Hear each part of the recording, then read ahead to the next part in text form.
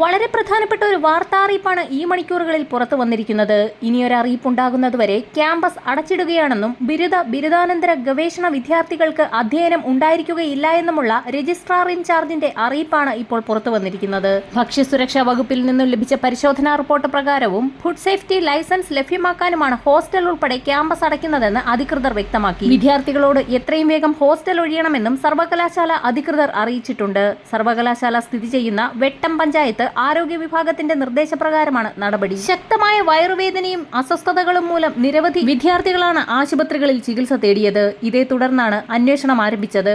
വിദ്യാർത്ഥികൾക്ക് ഭക്ഷ്യവിഷബാധയേറ്റതിനെ തുടർന്ന് തിരൂർ തുഞ്ചത്തെഴുത്തച്ഛൻ മലയാളം സർവകലാശാല ക്യാമ്പസ് അടച്ചു. ക്യാമ്പസിലെ വനിതാ ഹോസ്റ്റലിലെ വിദ്യാർത്ഥിനികൾക്ക് ഭക്ഷ്യവിഷബാധയേറ്റിരുന്നു. ഇതിന് പിന്നാലെയാണ് നടപടി. ഇനിയൊരു അറിയിപ്പുണ്ടാകുന്നതുവരെ ക്യാമ്പസ് അടച്ചിടുകയാണെന്നും അധികൃതർ വ്യക്തമാക്കി. ഭക്ഷ്യവിഷബാധ തുടർക്കഥയാകുന്ന സാഹചര്യത്തിൽ ആരോഗ്യ വിഭാഗം കൂടുതൽ ജാഗ്രത പാലിക്കണമെന്ന് ആരോഗ്യവകുപ്പ് വ്യക്തമാക്കി. കഴിഞ്ഞ ദിവസമായിരുന്നു തൃശൂർ ജില്ലയിൽ 11ഓളം പേർ ഷവർമ കഴിച്ച് ഭക്ഷ്യവിഷബാധയേറ്റ് ആശുപത്രിയിലായത്. ഇതേ തുടർന്ന് സംസ്ഥാനത്തുടനീളം ഹോട്ടലുകൾ കേന്ദ്രീകരിച്ച് കർശന പരിശോധന ആരംഭിക്കാൻ ആരോഗ്യവകുപ്പ് നിർദ്ദേശം നൽകിയിട്ടുണ്ട്.